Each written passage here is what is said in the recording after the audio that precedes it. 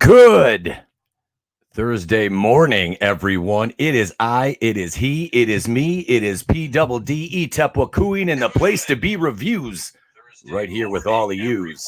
It is I, it is he, it is me, it is And I'm echoing there. I had the audio up on my phone, and yeah, that's the intro right there, ladies and gentlemen. Yeah. I don't know what's going on here. I had some issues with the screen share there. So good morning, David Applegate. That intro got botched, but no biggie. Wow, do we have some big things popping and little things stopping on this Thursday morning here? Wow, man. Kevin Feige is he is going to be involved in Star Wars. This broke last night, and I was really I can't say I was shocked with it, but it just seems like it really kicks the whole Spider-Man thing in the pants, because they they were like, oh well, he's too busy to do these new these new Spider-Man movies. So we're gonna take Spider-Man out of the MCU back to Sony, which I'm fine with. I don't care, man. Anything that takes money away from Disney is fine with me, and that's absolutely. I have no issue with that, none whatsoever. It's just I don't understand like how they can even. I don't know, man. It's crazy because he's so like, obviously MCU, and now you get this whole, oh well, he's going to Star Wars, and I don't know quite how I feel about that, because they're not doing anything good with Star Wars right now. I mean, Episode 9 looks like it's going to be a dumpster fire, and I think that's probably why they're going with, hey, Kevin, you built the MCU. Now, that being said, do I think he can save Star Wars? I mean, that remains to be seen. I mean, he didn't really save the MCU. I mean, he just kind of, molded it. I mean, it was, his lump of clay, I guess. But, this is I'm going to do a screen share of this article here. This is from MSN.com. This came out like 8 minutes ago.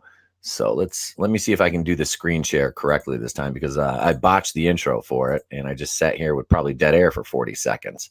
So,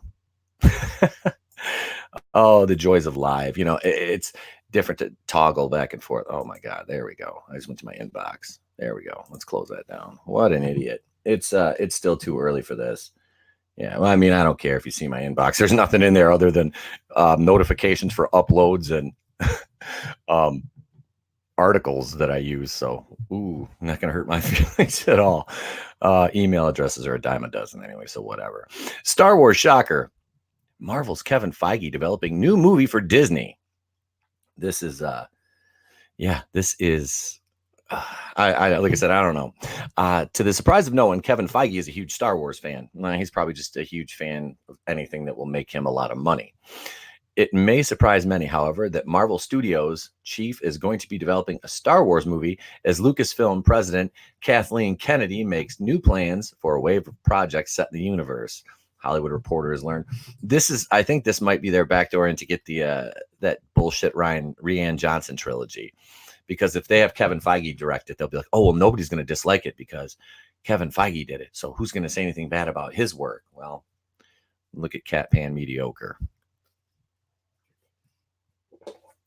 Yeah. And that was his idea. He pushed her into the forefront of, the MCU.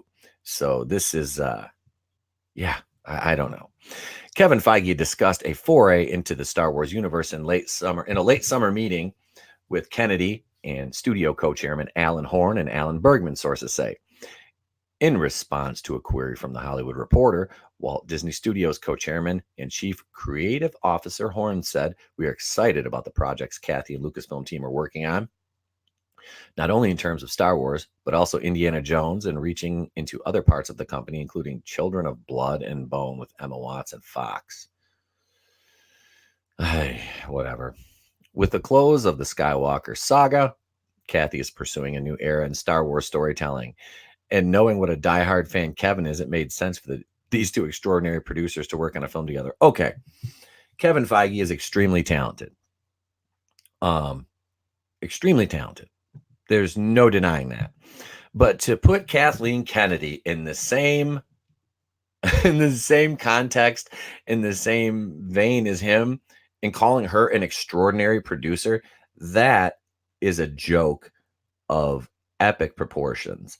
I mean, you can't even begin to compare Kathleen Kennedy's talent, and it's just I don't know why these people like it's a narrative. It is an absolute narrative, and I don't.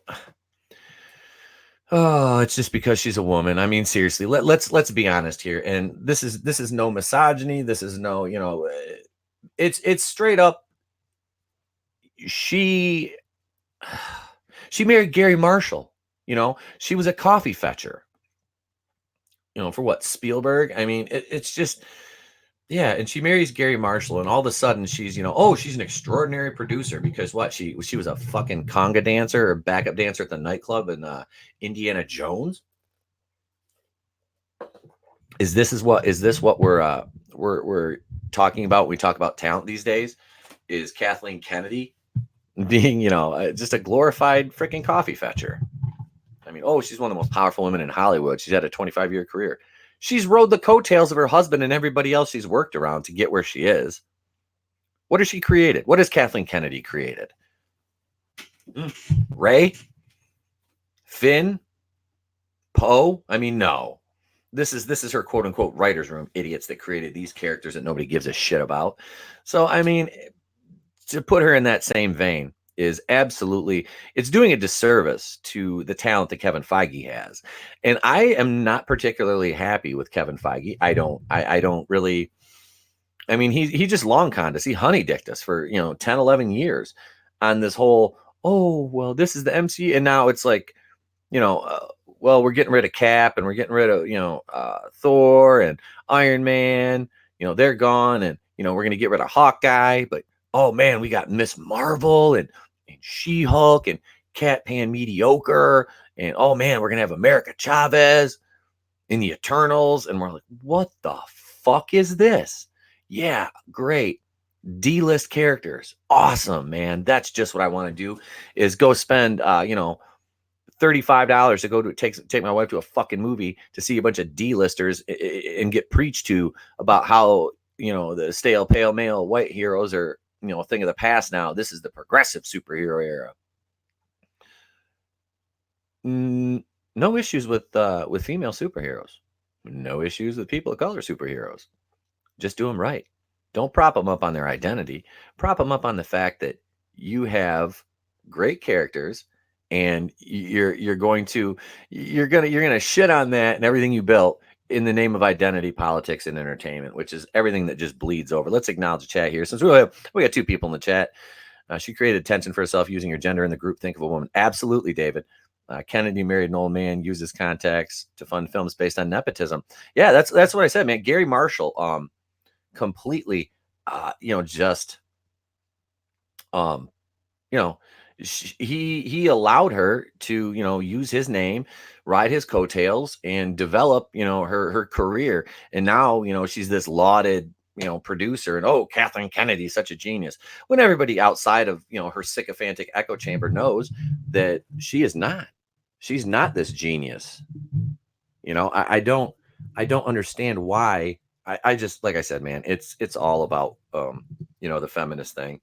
So that's basically it. That's what I glean from this is from her success is just, it's strictly based on, well, you can't criticize me because I have a built-in excuse that I'm a woman. And if you criticize me, you're a misogynist, neckbeard, man, baby incel. And, this whole incel thing is it's hilarious. Because you don't like a Star Wars movie, because you disagree with, Star Wars being used to, push a political identity by these ideologues. It's stupid. let's get back to this article though. Some see this movie as a prelude to a larger role for Feige within Lucasfilm, while others say it merely reflects the Marvel executive's passion for the franchise. A top Disney source says Kennedy remains in charge with no plans for any changes. Um, I beg to differ. I beg to differ. But like I said, the only scary thing is if because Bob Iger is scheduled to, he's retiring soon. So Bob Iger retires. And what if they put Kathy in his role? What if he's the CEO? So I don't know, man. I don't like it.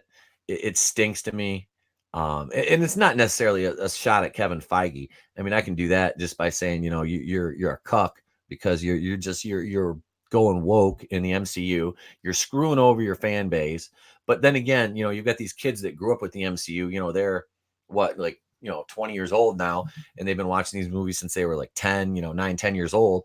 And they think that Spider-Man belongs in the MCU. They don't, but half these people, they don't think anything existed before 2019, and it's just, it's ridiculous. Sorry, I had to answer a message on my phone. Yeah, I can't even quantify it properly. I'm just kind of at a loss for it because, like I said, I've been around, Return of the Jedi was my first Star Wars film in theaters. I enjoyed it. There was things like later on looking back, like I don't really care for the Ewoks, but I understand why. It's kind of like the Porgs now. And actually, I've got 2 little stuffed Ewoks that I've had since I was 3 years old, and my kid loves them. He sleeps with them every night. So it's that's what their target is, But the whole thing was having the Ewoks, kill the stormtroopers so easily. They have armor on and you're hitting them with a rock and they're dying. I'm like, come on, like these stupid little fur balls. I mean, ugh, ugh. MJ, good morning. Good morning. I've got a wrench in the chat. Let's see. Let's go back. David Applegate. Hollywood praises director and producers because they want to keep writers and hungry and desperate to keep them, the writers, unable to succeed and dependent on them, the producers, who take most of the profit. Yes, absolutely, David. And you're a writer, so you understand that. You're a novelist. You're not a screenwriter, but it's absolutely true. Uh-oh, Monica says I have a bone to pick with you. Oh Jesus, what did I do now? what the hell did I do now? Let's get back into this article, and I'll probably get some PMs here and get yelled at for something. I don't know. I don't even know what I do wrong anymore. I just stopped paying attention. Let's see. However, with the Star Wars Rise of Skywalker set to hit theaters December 20th, it is understandable that Disney would like to keep as much about the future of the franchise under wraps as possible. Skywalker, otherwise known as Episode 9, is meant to be the final installment of the series that was first launched by George Lucas in 1977. It is also meant to win back fans after the last sequel trilogy entry, Star Wars: The Last Dumpster Fire, divided audience, even though reviews were largely positive and the film grossed $1.3 billion. I already know. I really don't. I'm fucking confused right now. It grossed $1.3 billion. So what? Because normies just, like I said, normies pay attention to brands. They don't look for specific products. They just a big Star Wars logo, and they just go right. Oh, Star. It's like a moth to a flame. I like I said, I would have never watched The Last Jedi in theaters if I didn't have somebody buy a ticket, because I wasn't spending money. I'm like, I didn't go to see The Force Awakens. I didn't go to see Rogue One, and I definitely didn't go to see Solo after the debacle with Last Jedi, because like I said, within like 5 to 6 minutes of The Last Jedi starting, I was sitting there and I'm like, I just was uncomfortable, and not because I had to sit like in a bad theater with horrible seats, but it was the movie, the opening crawl, the mama jokes at the beginning. It was stupid. It was the dumbest beginning to a movie that literally I had a Star Wars movie. I was like, I didn't like it at all. It was ridiculous. They completely just ignored everything good about Star Wars and like, oh, here, like I said, Force Awakens. I don't like it. I'm going to use my Blu-ray of that, and because my wife bought me the Force Awakens and the Last Jedi, unknowing to her what I actually thought about them. So I'm going to take them out. Like I said, this is going to be recorded for the channel. I'm going to shoot them with my AR-15. So yeah, call me crazy for that, but yeah, I'll hook the camera up and I'll put them at about, I don't know, like 25 yards maybe, and I'll see if I can blow those up with a couple shells. Probably won't take much. But let's see. Let's go back here. Under Feige's leadership, Marvel has had an extraordinary run of hits, including 4 of the top 10 movies ever released. This summer, Avengers Endgame grossed $2.9 billion and surpassed Avatar to become the top grosser of all time, not adjusted for inflation. Feige's packed a slate of Marvel movies and TV in the works, and he is expected to take a big role in developing the Marvel heroes like the X-Men that Disney got in the Fox acquisition. Mm, mm, mm. So the X-Men, and we've already had this is the problem with the X-Men is we've already heard that what is it, Victoria Alonso said the X-Men are the name is outdated. So we can probably just call it X-Whammon, you know. I don't know. I don't think that I don't think they're gonna change the name of X-Men. I mean, if they seriously just call them mutants, I mean, come on, how bitch made are you? Like, seriously. I understand he can go kick rocks. Monica, you talk about Feige? Because I just I it's like he just totally sold out everything he built. It is. It's like he totally sold out everything he built. And just because and we talked about this last night, and Groovinator brought this up. Oh, Monica says, yep, she was talking about Feige. You can spare me with your virtue signaling. It doesn't mean anything. It doesn't mean anything to me. Loudy's in the chat. Let's see. X-Men, that a group of transgenders. Yeah, and that's the thing, man, is like X-Men to me, it just sounds like the transgender shit. It really does. X-Men. Well, now it's, what is it? Nyla Rose? I mean, oh, let's see. MJ, Stan Lee has to be so mad right now. He's not on Earth to rectify this shit. And you know what, Monica? That's absolutely right. I don't think that, but this is the thing. Like, Stan Lee was all for diversity, man. He was. Stan Lee was, the X-Men were all about, the civil rights movement and stuff like that. And this kind of, before I get too far off topic here with the Star Wars, obviously this new iteration of the X-Men, we've all heard the rumors. They're gonna race bend Magneto and Professor Xavier into people of color, which if they were new characters, I say go for it, man. But being of having some Hebrew background in descent blood, I really take offense to that. And I don't take offense, and I'm not clutching my pearls here, but I just think it's a slight, and it's to what they went through. I'm not reading that, Loudy, but I'm gonna laugh at it. Let's see, David, when Stan wanted a black character, he didn't change the existing one. He built one. Exactly. And that's the thing, man. They could, if you want to spin the X-Men in a new direction, then don't make it Professor X and Magneto. I didn't say you did, Loudy. It's okay. So we'll just say it right here. I'll read this. Loudy, instead of Magneto, he said Magnegro, which I'm gonna laugh at that. I am. It's funny. It's funny. You know how I am, Loudy. I always try to toe the line and keep it. Keep it. Let's see. It's more, Monica. It's more offensive now, especially how they're going about it.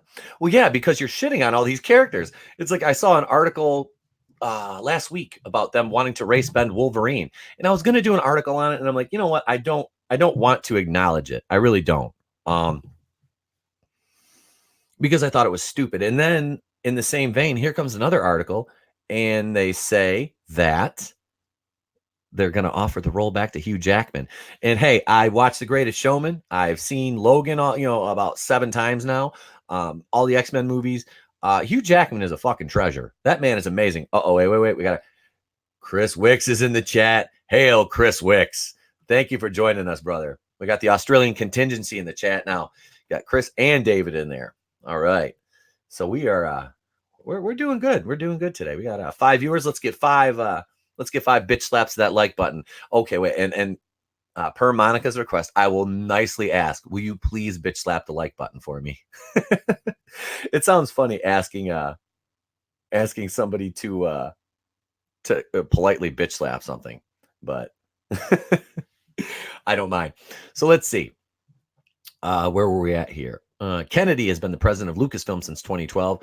Yeah, we'll come back to the X-Men topic in a minute here, because after this article, we're just opening it up.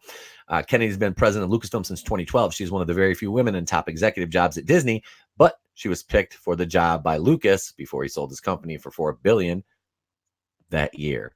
In September 2018, she renewed her contract for 3 years. So, yeah, I already hit it. Thank you, David. Thank you, sir. So far, the 4 Star Wars films produced by Disney have grossed almost $4.5 billion. But while Feige has presided over mostly a seamless rollout of one Marvel hit after another, reinvigorating Star Wars franchise that has not been a smooth process. Gareth Edwards was effectively sidelined as the helmer of the troubled 2016 Rogue One, with Tony Gilroy shooting the third act. The film went on to become a hit, generating strong reviews and $1.1 billion worldwide. And let's see, Monica, I asked politely. I asked politely. I said, will you please bitch slap the like button? I corrected myself. June 2017. Okay. Kennedy fired directors Lord and Miller during the process of the prequel film Solo, amid concerns about their improvisational style. Ron Howard stepped in to finish the film, which grossed $392.9 million worldwide and became the first Star Wars pick to lose money. And for all of you out there who say that Solo didn't lose money, it lost, what was it, like $85 million. Stop fucking protecting Disney.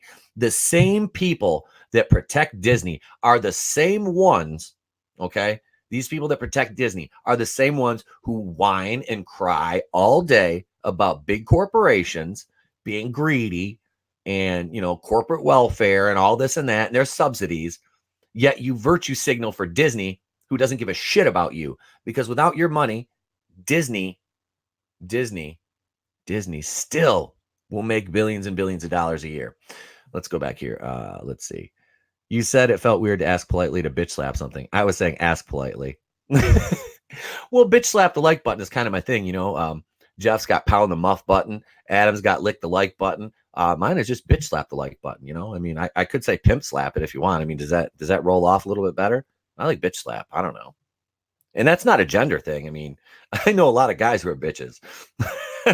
Let's be honest here. I'm talking about Kevin Feige. He might be. I'm not going to start yelling at you. I love you, kid. I'm not going to yell at you. There's a soundbite somebody will clip. Oh my God, never mind.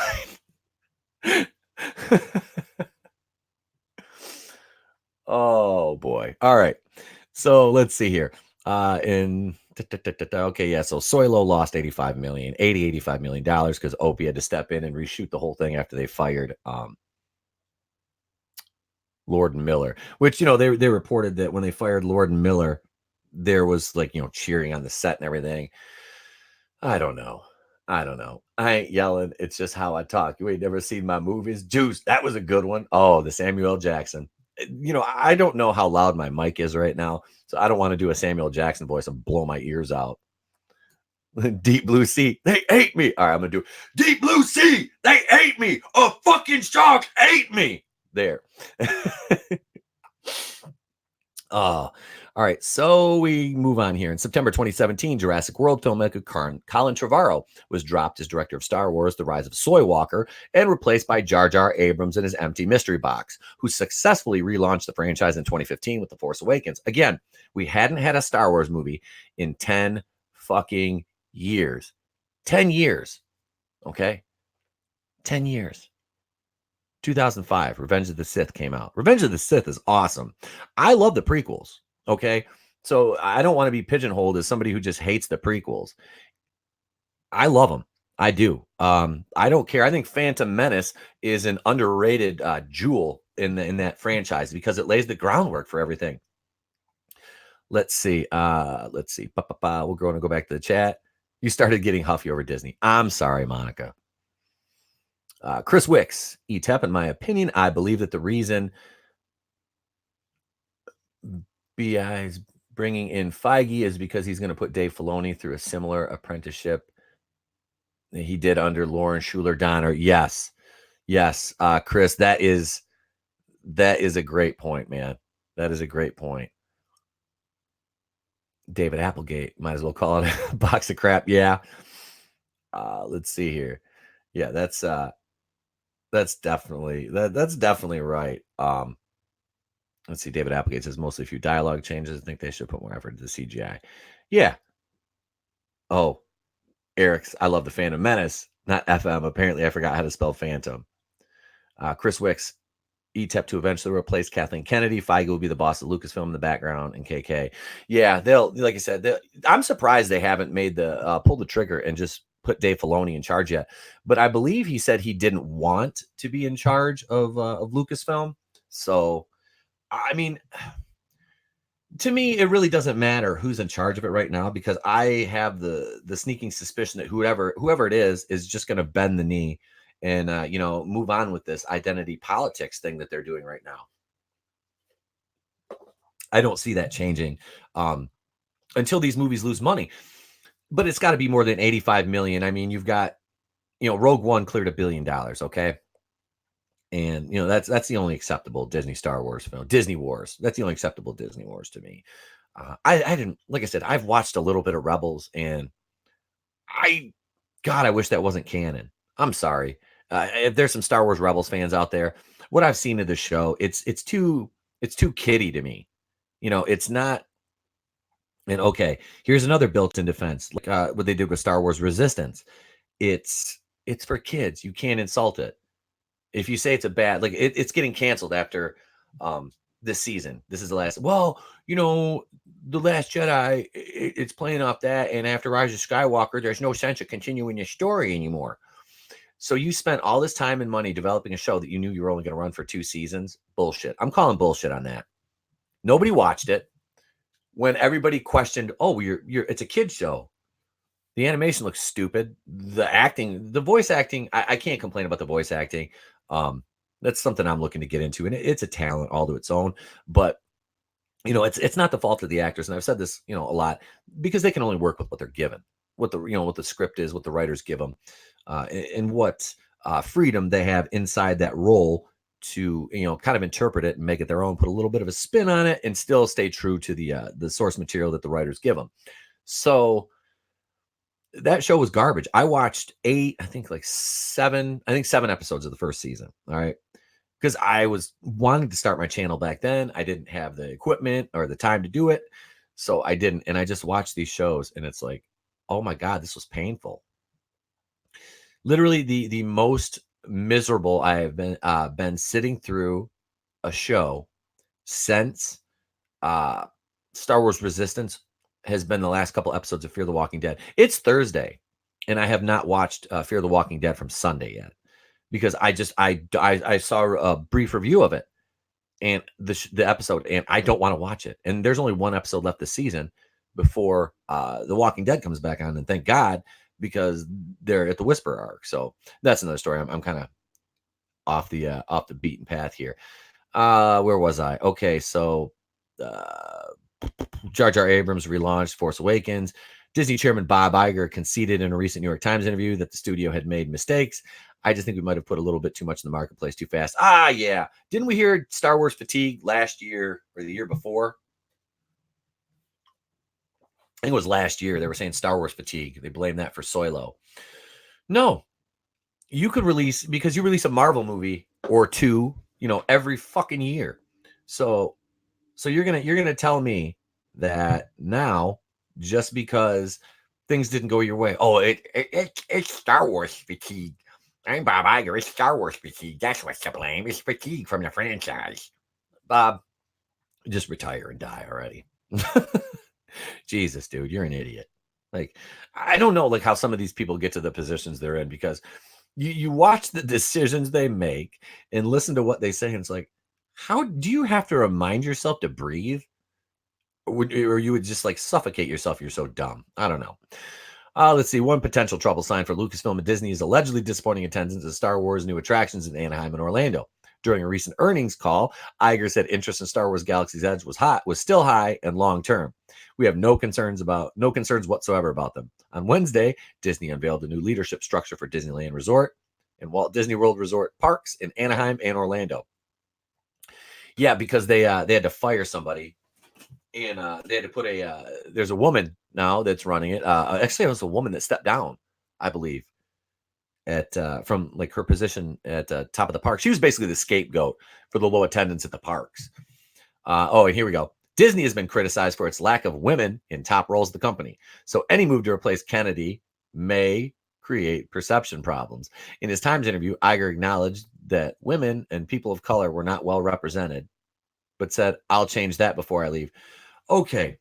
All right. Now I'm going to go off on a fucking tirade for about 3 minutes. And you can time me and let me know in the chat when to stop. Because this is the dumbest thing I have ever fucking heard. And this is just like the state of California mandating that every company have a certain amount of females on their board of directors. Why? Forcing issues like that doesn't make things better. Like, I don't know what's wrong with these people. Like, really? Like, is this, am I that much of a dinosaur? I mean, I'm only 39.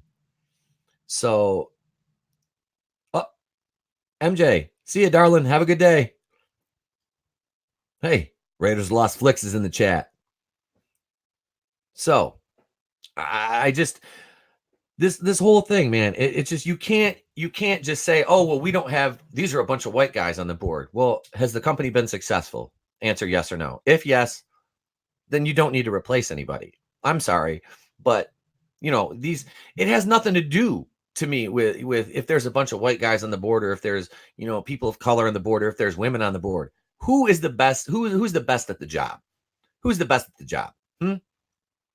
Don't sit here and tell me that just because my 2019 and my diversity, that you have to replace people just because you don't have enough of one type of person on in your group or your board or whatever. It's ridiculous, because that doesn't, they say, oh, well, diversity creates better stories. You know what creates better stories? Good fucking writing creates better stories. Well-developed characters create better stories. And this is not to say that your characters can't be whatever you want them to be. You can't say that.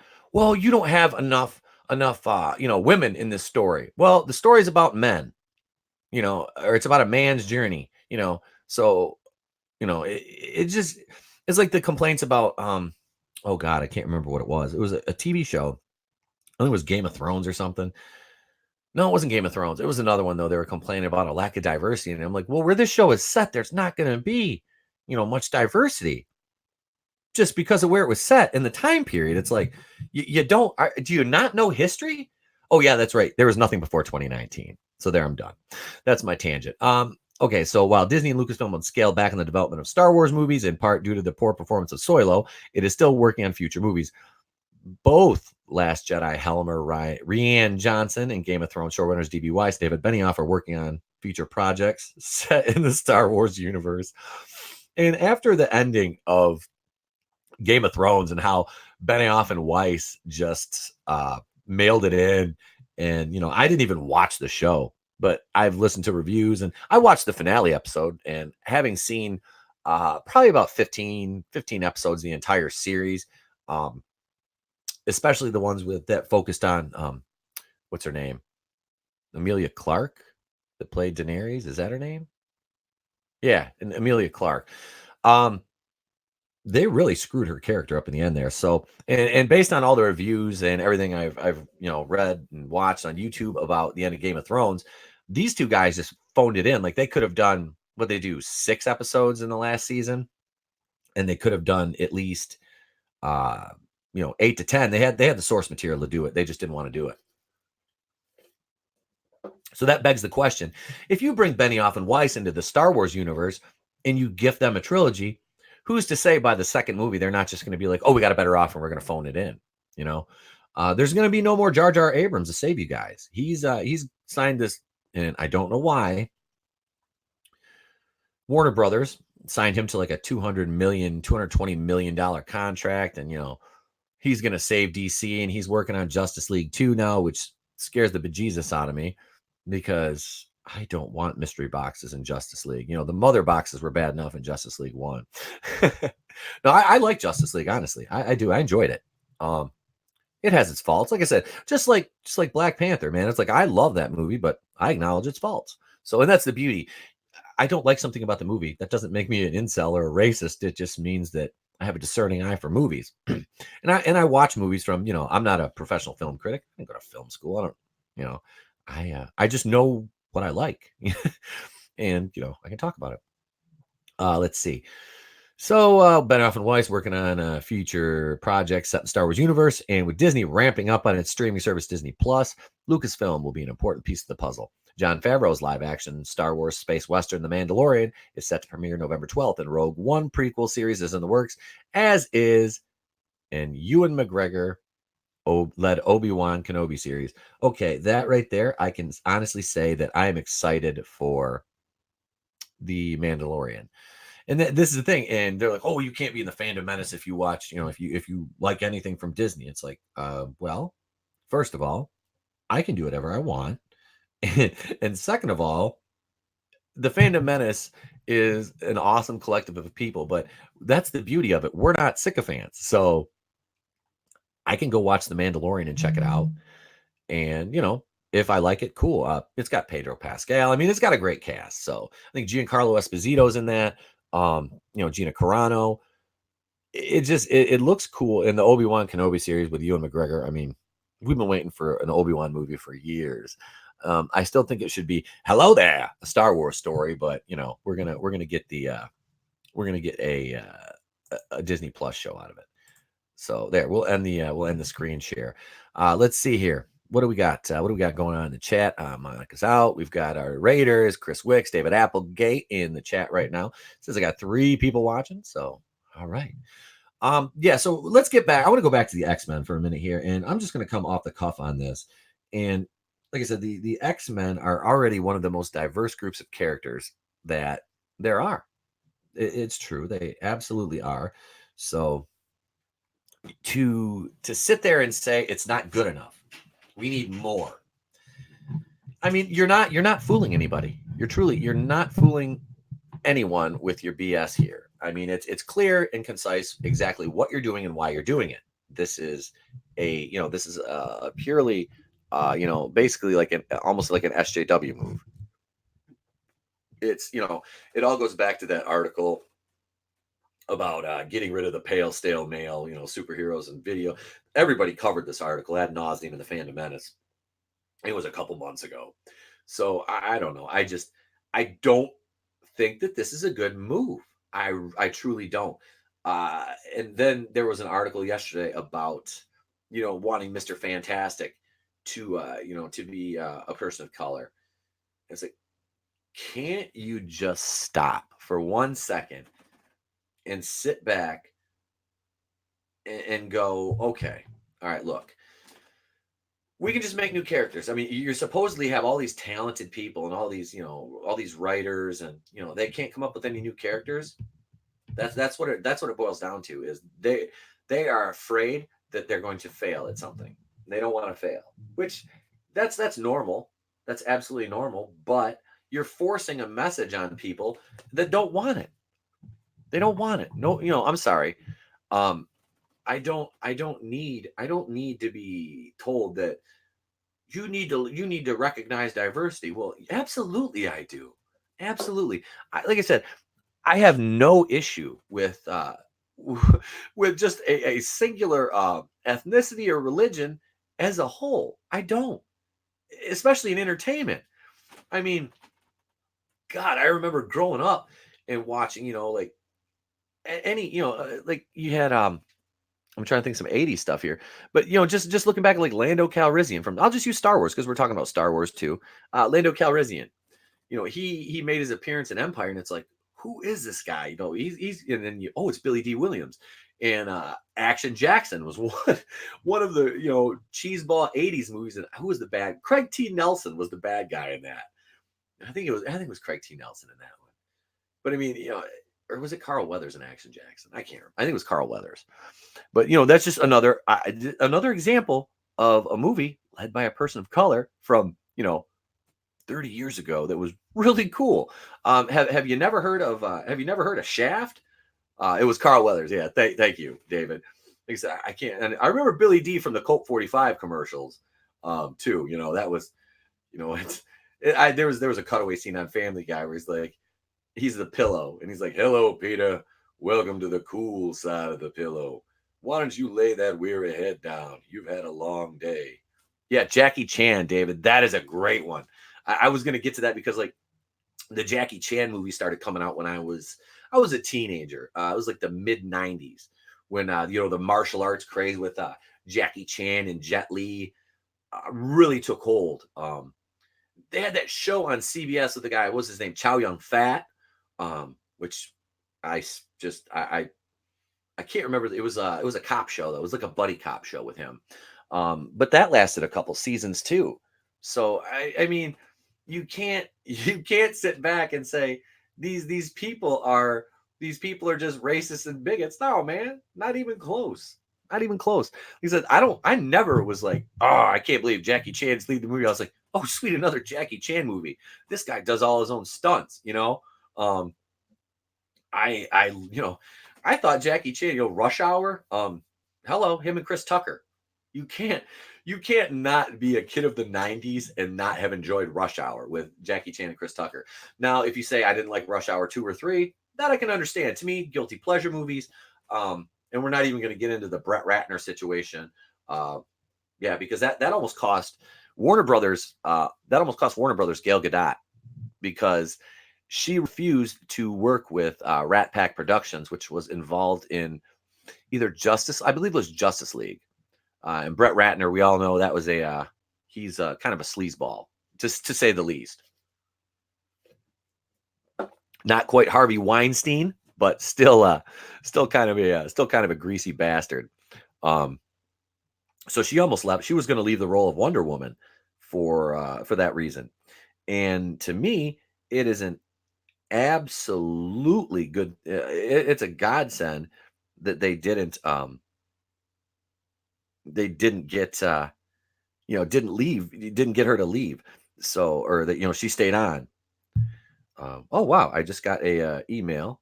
Let's see, from the YouTube team. It wasn't a copyright claim this time. That was last night. Yeah, I got a copyright claim for the goddamn Addams Family trailer. I thought that looked fun. I watched it with my kid this morning before I took him to school. Yeah, the reason I'm doing the morning show today, I was going to do it whether he was home or not, but he went to school. I probably wouldn't have ended up. I would have had to cancel it if he stayed home today. But no, I said, you know what? They don't go to school on Friday as little guys. So I said, you can go in one day today. He's got his school pictures on Monday, so we had to take in his little packet so we can get all ready for the pictures on Monday. And, they know what backgrounds he's using and everything, and take him to the barbershop tomorrow and get him lined up and faded, looking good for his pictures Monday. So yeah, I'm sitting back going, I need to go buy you a new outfit just for pictures, but that's enough parenting top. Yeah. Oh, David Applegate, right there it is. And Eddie Murphy in Beverly Hills Cop. Abso-fucking-lutely testify, my brother. Yeah, Axel Foley, dude. Let's be honest here. Eddie Murphy, up until what Norbit was or Pluto Nash, Norbit. He was hilarious. Norbit's still funny. Rasputia. No, that movie is funny. I dig that. I haven't seen it since it came out. One movie I was really shocked with how bad it was Showtime with him and Robert De Niro. Because back when I used to like Robert De Niro, although he does, like I said, his acting, I can tolerate. Him outside of acting, I can't even listen to the man speak anymore. So yeah, Hey, let me know in the chat. Is there anything you want me to touch on before I'm gonna go back and just cover the bullet points from last night? What about Dr. Doolittle? Oh, dude, yes. I'm not counting Ghost Dad either. Chris. I'm not counting Ghost Dad. I'm not. I cannot. That movie was bad. Ghost Dad was that was horror. That was horrendous. Let's see. What else do we have? No, Ghost Dad was Bill Cosby. I'm sorry. Wasn't there a movie where Eddie Murphy played a ghost? I want to say there was, but I don't know. I can't remember. Some of these movies just run together because they were just like, I don't know. I haven't seen them in, 10, 15 years. And I'm not pulling up IMDb to look up irreverent movies. I do need to watch Tammy and the T-Rex though. I was informed of that last night by Groovinator, which is uh, Denise Richards is in love with it, Paul Walker, and he dies and becomes a T-Rex. So yeah. We were talking Star Wars last night. I'm gonna dive into this a little bit here. Let's see, nothing new here. Okay, so we got this covered. And I say this kind of half jokingly. Dropped an article talking about Brie Larson in Star Wars. Disney wants Brie Larson in Star Wars, and now with Kevin Feige coming over here and Daisy Ridley saying she's done with Star Wars, and good for her. Get out, Daisy. Unfortunately, her movie with Tom Holland was deemed unreleasable. We're probably going to do a lot of reshoots on that if they haven't already. But I can see Feige dragging Brie Larson into this. I'm just, mm, mm, mm. If you really want to, you thought they insulted us after The Last Jedi? Can you imagine a Star Wars movie with Brie Larson? I mean, that would just be that's terrifying. Haha, you're talking about it now. Yeah, it is. It's terrifying, man. Brie Larson in Star Wars is that's scary because, like I said, they called us all man babies and incels for not liking The Last Jedi because it had women and people of color. And no, it was objectively a shitty movie made by a round-headed, soy-filled sack of trash whose biggest crowning achievement was Looper. And now he's got this garbage tier Knives Out movie, which the critics are blowing their load all over themselves about, which is going to be a hot piece of shit, I'm sure. They already had Knives Out. It was called Clue. You uncreative fucking douchebag, Johnson. Yeah, Brie Larson in Star Wars, not a good idea. Just not. And then you got Jurassic World 3, another thing we talked about last night. Hang on, let me do my Cecil. Hello. It's water in a Yeti cup. I'm not drinking at 9:30 a.m. Eastern. It's a little too early for that, and I've got things to do today. Plus, if I was staying by myself home for the weekend, then I might have a little Kahlua in my coffee in the morning if I don't have anywhere to go. That's always delicious. But you got to pick the kid up from school, so that's it's kind of illegal to do that, and it's just not a good look. Let's see. They did market research by showing Brie with mace lightsaber to see people's reactions. Absolutely, Chris. I'm going to highlight that comment. Yes, they did, and her pictures she took at Galaxy's Edge. Brie Larson geeks out as a Jedi. Oh my god! Like I said last night on the show, man, I've seen better cosplay by people who make their own costumes and don't have millions and millions of dollars to just could go out and like have a movie quality outfit. But no, Brie Larson is just like, look at me, I'm such a Jedi. Oh no. Mm-mm. I think she could be one of the Gamorrean guards. Let's CGI here like a Gamorrean guard. That sounds much better. Or maybe she could play Brie the Hutt. I would be all right with that.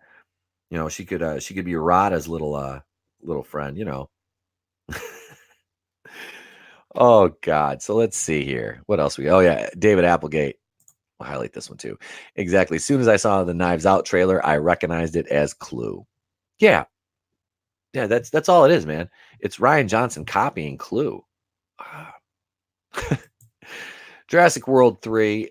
All I'm gonna say about this is, please don't damage Chris Pratt's character. Owen Grady is one of the cool things about the new movies. Jurassic World was fine. I really take no issue with Jurassic World um, at all. Well, I mean, it has its moments where you're kind of like, but I can see it because Groovinator brought this up last night, and it is an excellent point. You have the park up and running. It's operational. Before then it was, part 1 and 2 is, the park got screwed up, never had a chance to open because of, A and B, So you got to see it open and this functioning, profitable, and then everything jumps off. Well, because you genetically engineered a killing machine. So, yeah. But Jurassic World 3, coming off the heels of Fallen Kingdom, I've eviscerated that movie time and time again, much to the chagrin of my co-host Monica, because she just she loves those movies. I just the plot was so stupid. I mean, it really was. So you genetically engineered another dinosaur. This time you weaponized it. You're going to sell it to them, foreign countries as, it's an illegal weapon. And oh well, now you have the Deus Ex Machina of what was his name? Not John Hammond, but Hammond's partner. Was played by James Cromwell. Where he's always been there, but we've just never seen him before. He was that close with Hammond. Yeah, yeah, yeah. Okay, all right. I'm not buying a bridge today, so I'm not believing that. And he clones clones his daughter because she died. So he clones his daughter, and it's his granddaughter, and she lets the dinosaurs out at the end of the movie. Spoiler alert if you haven't seen it yet. If you haven't, don't waste your time. Yeah. Well, they deserve to be free. They're just like me. No, they're not. They're carnivores. They're killing machines. Some of them. You're a 10-year-old girl? Maisie was the little girl's name. Yeah, honestly, and I said this the first time I watched that movie. I was like, I'd have shot that bitch in the back of the head. I'd have double tapped her. Like, do you realize what you just did? So just because you think these dinosaurs that were, genetically engineered have rights, this was the whole movie was animal rights shit, And I'm like, I have nothing wrong with animal rights. I mean, we're actually going to go to the shelter and look at a dog. Probably tomorrow. So I have nothing, that's all our pets are adoptions from shelter and rescues. I think that's it's a noble thing to do. It's a good thing to do because there's awesome animals at shelters that need homes. That being said, I'm not going to genetically engineer a bunch of dinosaurs and let them out just because they're just like me. No, they don't have rights. I'm sorry. They were grown in test tubes. They're dinosaurs. And at this point of the movie, I'm just like, that should be like the B reel right there. Owen just shoots her. He just loses his mind and shoots her or something. I don't know. I'm not advocating the killing of 10-year-old kids, but I'm just saying it's a fucking movie. So if you take that out of context, then that's not my problem. No, that kind of goes along with the other talking point we had last night was Joker, and I found an article, and it went right down the rabbit hole. Todd Phillips responds to Joker fears. It's being held to different standards than John Wick, and basically what it boils down to is that they said that Joker was it was offensive, and they're worried it's going to cause more shootings or kind of like the Aurora movie theater. It's not. That guy wasn't even dressed like Joker. He wasn't there to see the movie. He was there for um to commit a violent act of crime that wasn't based on the movie. Let's see. PETA, people eating tasty animals. Absolutely, David. Vegetables are living things too. They are. Plants are living things too. But you pull weeds out of your ground and nobody's going, oh my God, save the weeds. Aurora unrelated to Joker. Yeah, Chris, they've absolutely disproved that connection whatsoever. But you know how the media still likes to spin that narrative, man. It's it's not sexy to not have something that's paints a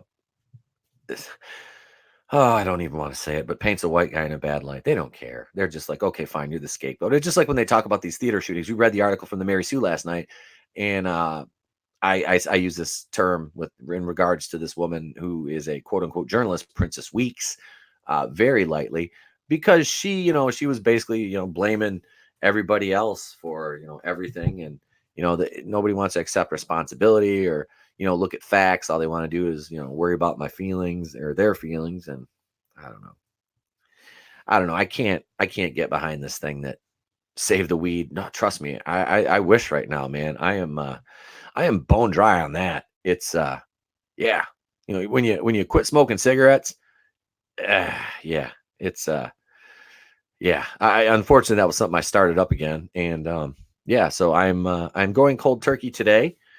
So I haven't put my hand through any drywall yet, but also I haven't had a monster. So which I don't drink monsters. Those are disgusting. Yeah, only if there's vodka mixed with it. But that's neither here nor there. So I don't know this whole thing. It just this Joker movie. I think it's going to be awesome. Joaquin Phoenix is great. He's a hell of a character actor. So you know, I really went down the rabbit hole, and they said that they warned of incel like behavior at the Joker movie, which is kind of funny to me because uh, the people on our side aren't really the incels. If you really look at this, and me, I've been insulted by so many little purple haired fucking weirdos on Facebook for just saying I didn't like Captain Marvel because I thought it was a bland 5 out of 10 movie. The lead was boring, the characters were undeveloped, and basically one dimensional. Oh my God, you're a racist. You're a misogynist. You're such a neckbeard incel. You're an incel. Um, Let me click on your profile. Hang on. Oh, you've got purple hair. You've got like this soy-based beard that is like all patchy. Um, you are, you've got this that beta look in all your pictures with your mouth open. Um, yeah, everything on your page screams, I live in the basement. No, like no sunlight. Probably eating fish heads out of a bucket. And these are the people that called me where I'm like, okay. I'm like, yeah. So, like I said, you guys have seen my collage of cucks I made out of them. It's like, and I tweeted that shit out. I'm like, oh fuck, I should have tagged a couple of them in it. But like I said, I don't do the Twitter beefs anymore. The only thing I put on Twitter is links to the videos and stuff like that. That's it. But so, yeah, this whole Joker, it's I don't even want to call it a controversy because that gives merit to the claims. Because it's not. There's really nothing controversial about this movie. You can't blame society for, or you can't blame, I don't know. It's it just makes me so angry that we can't even have escapist entertainment anymore. We can't. Think about how many people got shot in the 80s action movies. I mean, God, like Commando, for example. He's got Arnold has a body count of like a couple hundred. I mean, seriously, Rambo movies, even the new one, especially. Oh my God. Saying that it's racist. Rambo is a racist, Trumpian, blood-soaked fantasy. No, no, no, because Sylvester Stallone is not doesn't go to the right side of the aisle. He came out and say he likes Joe Biden. That just kind of shoots your whole it's a Trumpian fantasy thing down.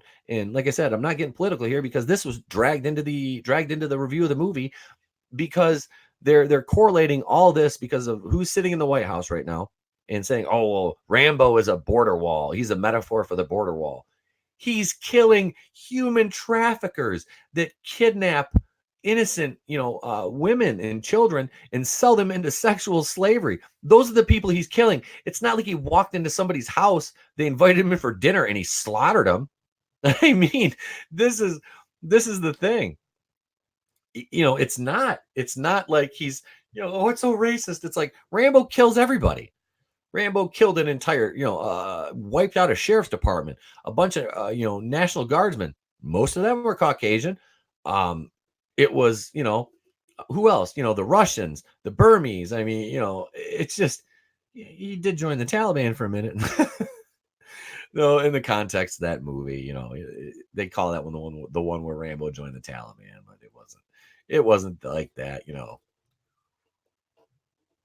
But no, I think that I think the entertainment could be good, but it's just these people that run it are just they're so caught up in their own smug that they can't see the forest for the trees.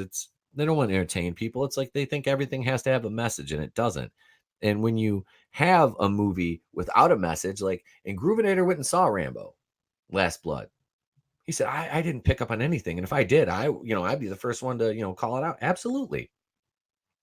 But there wasn't any of that in there. It's these weirdos who watch the movie and they're looking for something, and they see something that they think is a shiny object, and they run over to it, and it's like, oh, that's that, and they write articles about it, and then yeah, it's a vicious cycle, and it keeps repeating itself. So I don't know. What do you guys think? I think that yeah, I think that's about it, man. I'm pretty much over it. I don't want to deal with it. It's ridiculous, but it's a fight that we can't give up. The Phantom Menace, because we're not the other side. We're not just gonna go quietly into the night and concede that entertainment has to be infused with identity politics. And you know if you don't look, if you look like me, then you're not, you don't matter. You're old and you're on your way out. And it's like you can't do that. Is the very definition of racism. So you can't champion that. You really can't. Identity politics has no place in entertainment. Entertainment is that, especially escapism, like Star Wars and Marvel. We don't want to be preached to. You can still have a positive social theme in the movie without smashing somebody upside the head with it like it's a bottle. And that's what really bothers me about the whole thing. But with that being said, I think I'm going to end it here. I've got a lot of stuff to do today. So this has been episode numero 6. Number 6. Seis? Yeah, seis. Siete, 7. Numero 6 of the Place to Be reviews about last night. Oh, wait. Let's see. Chris Wicks. The whole affair is being sensationalized to bring shade on the movie to turn people away from watching, in my opinion. Yeah, but the thing is, this is going to be just like, the Dave Chappelle thing and Rambo. The critic score is going to be extremely, extremely different from the audience score on the aggregator sites. I don't, subscribe to Rotten Tomatoes to be like, oh, I want to read these reviews because I really trust what the critics say. No, I just look at the disparity in scores between the movies. And if the audience score is higher, then 90% of the time, this is probably a movie I want to see because it pissed off the critics, and the critics are shills and Access Media. So I don't care about that. I just don't. It's really utterly ridiculous to even throw that in, man. I don't like it. So this has been episode 6 of About Last Night, and I recorded this morning. This was supposed to be the open to the show. Hang on 1 second. Let's see. Here it is right here. This is my son doing the intro for the show. About last night. So with that being said, yeah, Chris, thank you very much, man. Yeah, Trey is feeling better. Like I said, he's in school today, so I'm going to get on my tasks for the day. So that being said, Chris, David, MJ, Loudy, Raiders. I think that was it this morning. Who was all in the chat here? I can kind of scroll back here. Yep, that was basically it for this morning. So thank you guys so much for joining me here on About Last Night, episode 6. I have some videos to do. Probably one today. I did 3 yesterday in a show, so I'll probably do one today.